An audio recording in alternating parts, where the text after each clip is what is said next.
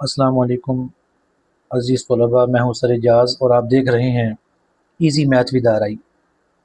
आज हम इंशाल्लाह फ़र्स्ट ईयर के मैथ की एक्सरसाइज 1.3 स्टार्ट करेंगे और इस एक्सरसाइज का क्वेश्चन नंबर 1 सॉल्व करने से पहले हमें बुनियादी तौर पर ग्राफ को समझना है, क्योंकि हमें कॉम्प्लेक्स नंबर गिवन हैं और उन कॉम्प्लेक्स नंबर्स को हमने बाकायदा ग्राफ के ऊपर प्लॉट करना है। तो अब इससे पहले तो हम ग्राफ को समझ लेते हैं कि ग्राफ बुनियादी तौर पर क्या है।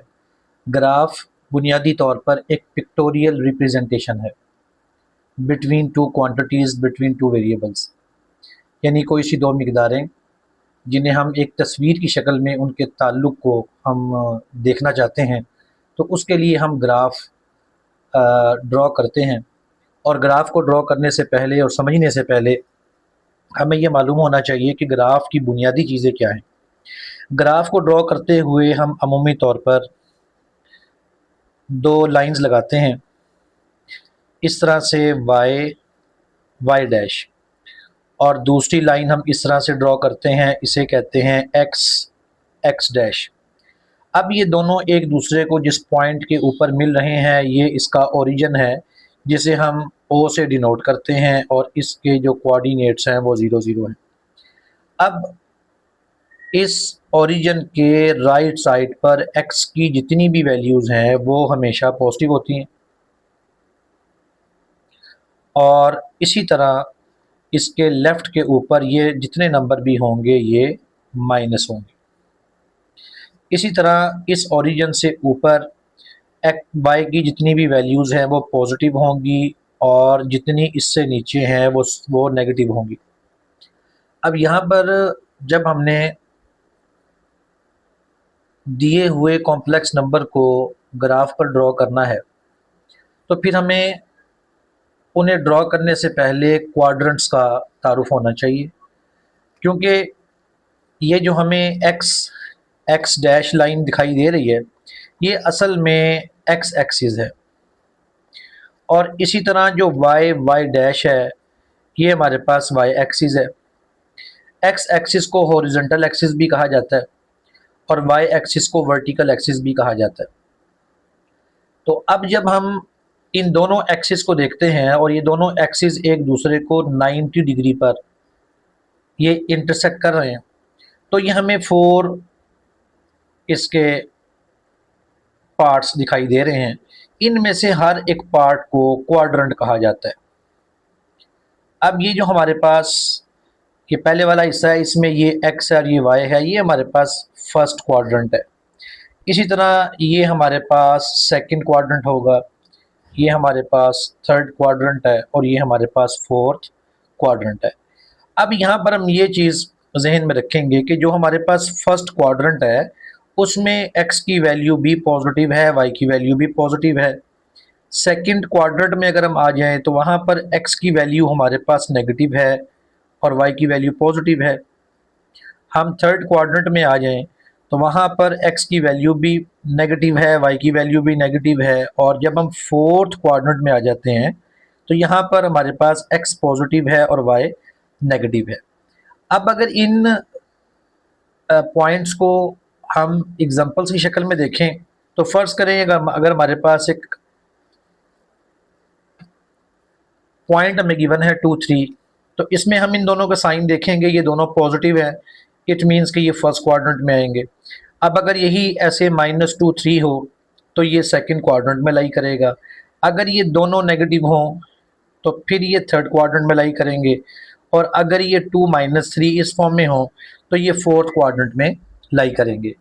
हम इन क्वाड्रेंट्स को अपने जहन में रखेंगे, और जब हमने 1.3 के क्वेश्चन नंबर 1 को सॉल्व करना है तो उसमें पहला स्टेप तो बहुत कॉमन है, बहुत सिंपल सा है कि हमें उसमें एक कॉम्प्लेक्स नंबर दिया जाएगा, हम उस कॉम्प्लेक्स नंबर के रियल और इमेजिनरी पार्ट को पेयर की शक्ल में लिख लेंगे, और जब पेयर की शक्ल में लिख लेंगे तो उसमें जो पहला पार्ट है वो हमें मालूम है कि वो रियल पार्ट है, वो x की वैल्यू होगी जिसे हम x एक्सिस के ऊपर देखेंगे, और दूसरी वैल्यू हमारे पास जो y वाली होगी बुनियादी तौर पर वो इमेजिनरी पार्ट होगा और उसे y एक्सिस पर देखा जाएगा। तो आइए हम चलते हैं अपने क्वेश्चन नंबर 1 की तरफ और समझते हैं और सीखते हैं कि किस तरह से एक कॉम्प्लेक्स नंबर को हम कन्वर्ट कर सकते हैं ग्राफिकल रिप्रेजेंटेशन में। एक्सरसाइज 1.3 का क्वेश्चन नंबर 1 का फर्स्ट पार्ट है जी 2 + 3 आयोटा। तो सबसे पहले तो हम इसे पेयर की फॉर्म में लिखेंगे और ये बन जाएगा 2,3। अब यहाँ पर चूँकि ये पॉजिटिव हैं, रियल पार्ट भी पॉजिटिव है, इमेजिनरी पार्ट भी पॉजिटिव है। रियल पार्ट की वैल्यू +2 है और इमेजिनरी पार्ट की वैल्यू +3 है। तो अब हम क्या करेंगे जी, इसे उसी तरह ड्रॉ करने के लिए हम इस तरह से वाई एक्सिस हमने ड्रॉ कर लिया मुकम्मल तौर पे, और ये हमने एक्स डैश ड्रॉ कर लिए। अब x की वैल्यू चूँकि +2 है तो ये तो हमारे पास ओरिजिन हो गया जो कि 0 0 है, ये हमारे पास 1 हो गया, ये पॉइंट हमारे पास 2 है, ये हमारे पास 3 ले लेते हैं जी। इसे -1 कह देते हैं, इसे -2 कह देते हैं, इसे -3 कह देते हैं। इसी तरह ये जो y की वैल्यू है ये +1 हम ले लेते हैं, ये 2 और ये 3। इसी तरह ये वाली वैल्यू हम -1 ले लेते हैं, ये -2 और -3। अब चूँकि x की वैल्यू भी पॉजिटिव है, y की वैल्यू भी पॉजिटिव है, इसका मतलब है कि ये फर्स्ट क्वाड्रेंट में लाई करेगा। x की वैल्यू हमारे पास 2 है और y की वैल्यू हमारे पास ये 3 है। तो हम इस y की वैल्यू को एक्सटेंड करेंगे और ये 2 के साथ हम इसको मिला देंगे। हमारे पास 2,3 ये इसकी ग्राफिकल रिप्रेजेंटेशन हो गई। इसी तरह हम इसके सेकंड पार्ट में आए तो हमारे पास ये फॉर्म बनेगी 2 - 3। तो अब ये हमारे पास जो सेकंड पार्ट है 2 - 3 हमारे पास की फॉर्म बन रही है जिसमें x की वैल्यू पॉजिटिव है और y की वैल्यू नेगेटिव है। तो अब हम ऑलरेडी क्योंकि क्वाड्रेंट्स को सीख चुके हैं तो क्वाड्रेंट्स के उसूल के मुताबिक देखा जाए तो ये हमारे पास फोर्थ क्वाड्रेंट बनता है। तो लिहाजा हम यहाँ पर उसी तरह अपने x एक्सिस और y एक्सिस को ड्रॉ कर लेते हैं। ये हमारे पास x डैश एक्सिस हो गया और ये हमारे पास y डैश एक्सिस हो गया। यहाँ पर हम वैल्यू ले लेते हैं जी उसी तरह 1, यहाँ पर 2 और यहाँ पर 3, लेफ़्ट पर -1, -2 -3।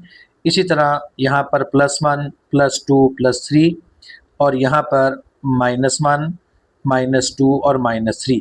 क्योंकि हमारे पास 2 -3 है और -3 हमारे पास y एक्सिस पर इस पॉइंट के ऊपर आ रहा है, तो यहाँ से हम इसे एक्सटेंड करेंगे और यहाँ से जो हमारे पास पॉइंट 2 है इसे हम डाउनवर्ड मूव करेंगे। इस पॉइंट पर ये दोनों एक दूसरे को इंटरसेप्ट कर रहे हैं तो 2 - 3 हमारे पास इस पॉइंट पर लाई करेगा।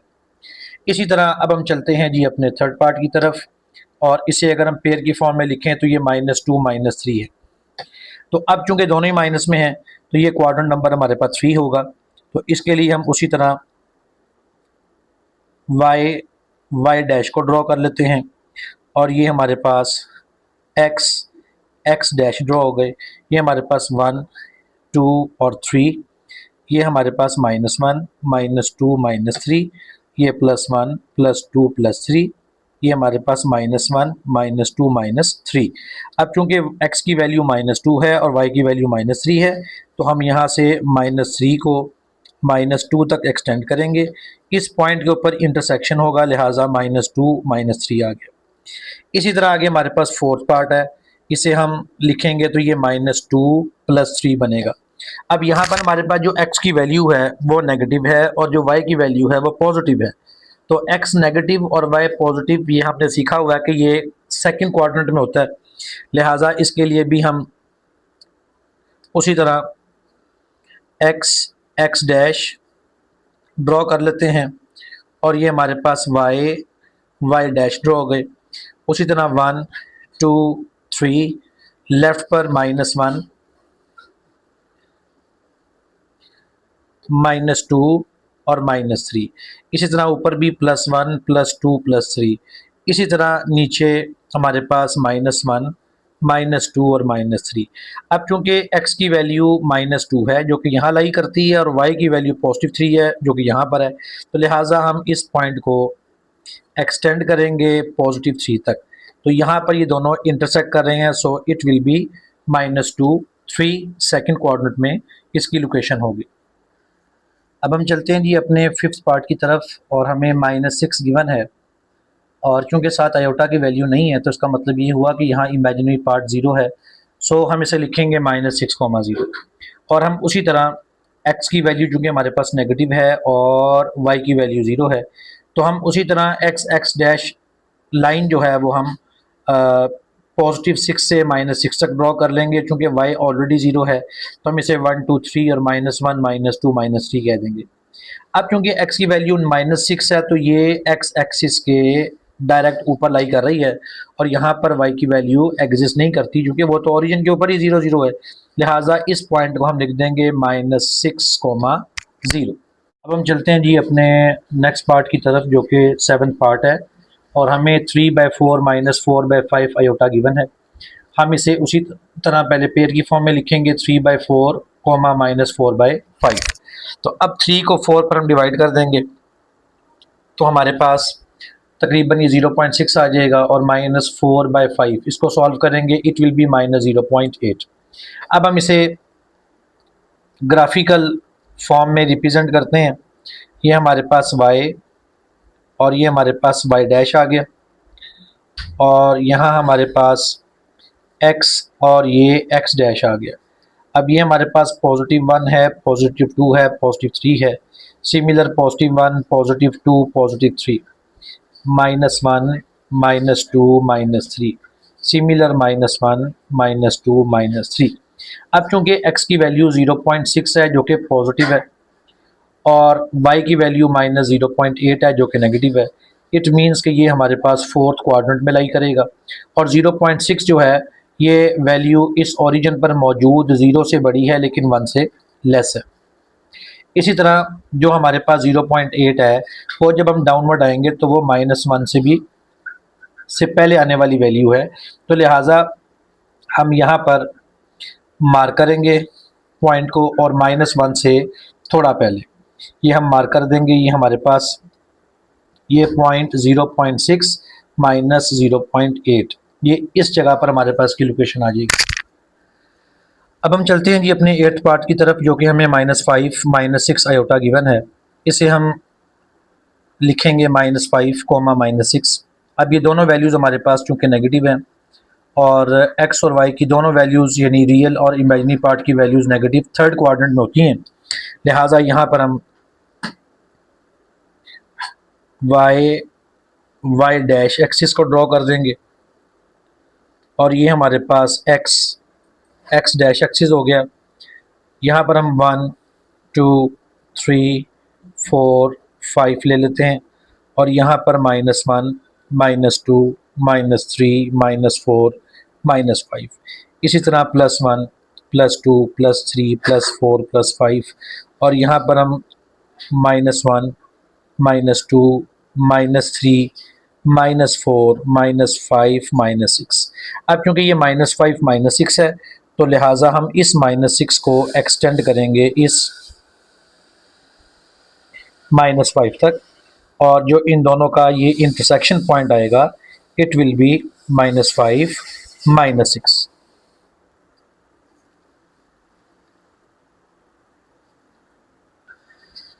अब हम चलते हैं जी अपने क्वेश्चन नंबर 2 की तरफ और क्वेश्चन नंबर 2 में हमें कॉम्प्लेक्स नंबर गिवन है -3 आयोटा और हमने इसका मल्टीप्लिकेटिव इन्वर्स फाइंड करना है।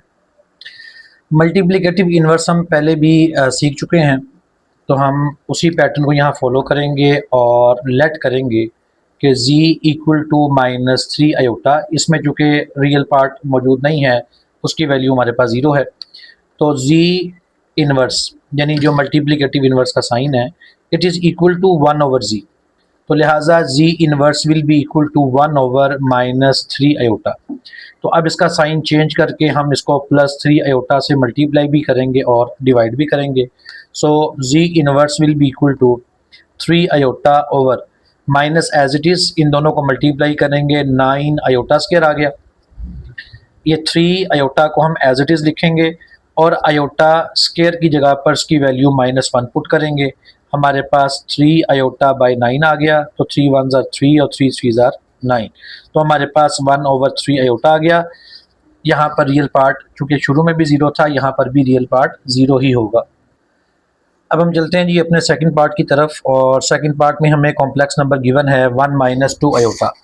तो हम इसे उसी तरह लेट करेंगे, let z is equal to 1 minus 2 iota, और इसका चूंकि मल्टीप्लिकेटिव इन्वर्स निकालना है तो z inverse is equal to 1 over z। So z inverse will be equal to 1 over 1 minus 2 iota. अब रूल के मुताबिक हम इसको रैशनलाइज कर देंगे और 1 प्लस 2 आयोटा जो कि इसका कॉन्जुगेट है, इससे मल्टीप्लाई भी कर देंगे और डिवाइड भी कर देंगे।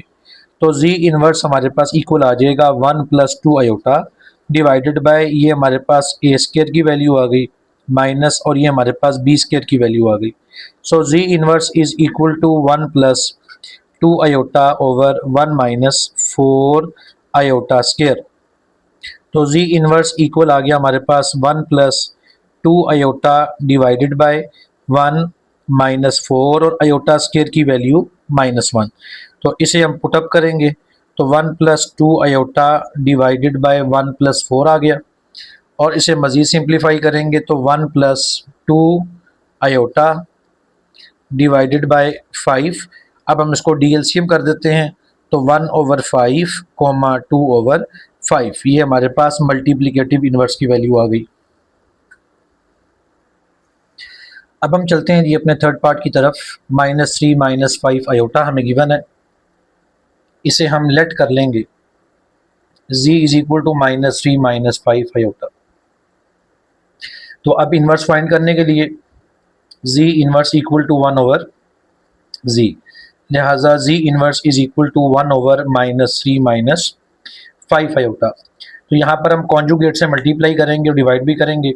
सो -3 प्लस 5 आयोटा से मल्टीप्लाई हमने कर दिया और इससे हमने डिवाइड भी कर दिया। तो z इन्वर्स इक्वल हमारे पास आ जाएगा -3 प्लस 5 आयोटा ओवर, अब यहाँ पर हमारे पास a की वैल्यू -3 है, उसका स्क्वायर आ जाएगा, और माइनस b का स्क्वायर। अब z इन्वर्स हमारे पास आ जाएगा जी -3 प्लस 5 आयोटा डिवाइडेड बाय -3 का स्क्वायर 9 आ जाएगा, -25 आयोटा स्क्वायर। हम इसको सिंप्लीफाई करेंगे, z इन्वर्स आ जाएगा -3 प्लस 5 आयोटा ओवर 9 प्लस 25। हमने आयोटा स्क्वायर की वैल्यू -1 डायरेक्ट पुट कर दी, तो z इन्वर्स इक्वल आ जाएगा -3 प्लस 5 आयोटा डिवाइडेड बाय 34। अब हम इसको यहाँ से डीएलसीएम कर देते हैं तो -3 ओवर 34 और 5 ओवर 34, ये हमारे पास मल्टीप्लिकेटिव इन्वर्स की वैल्यू आ गई। अब हम चलते हैं जी अपने फोर्थ पार्ट की तरफ, और फोर्थ पार्ट में हमें गिवन है पेयर की फॉर्म में 1 और कोमा 2। सबसे पहले हम इसको लेट करेंगे, let z is equal to 1 plus 2 iota. अब इस पर भी हम उसी तरह z इन्वर्स इक्वल टू, इसे 1 ओवर z लिखेंगे, और z inverse is equal to 1 over 1 plus 2 iota. अब उसी तरह कॉन्जुगेट से मल्टीप्लाई भी करेंगे और इसे डिवाइड भी करेंगे, तो 1 माइनस 2 आयोटा से मल्टीप्लाई भी किया और डिवाइड भी किया। अब हम इसको सिंप्लीफाई करेंगे तो z इन्वर्स इक्वल टू यहाँ आ जाएगा 1 माइनस 2 आयोटा ओवर 1 का स्क्वायर आ गया, -2 आयोटा का होल स्क्वायर आ गया। इसे हम मज़ीद सिंप्लीफाई करेंगे तो 1 माइनस 2 आयोटा डिवाइडेड बाय, ये हमारे पास 1 प्लस 4 आ जाएगा, आयोटा स्क्वायर की जगह पर हम -1 पुट कर देंगे, तो हमारे पास 1 ओवर 5 कोमा -2 ओवर 5, ये मल्टीप्लिकेटिव इन्वर्स की वैल्यू निकल आएगी।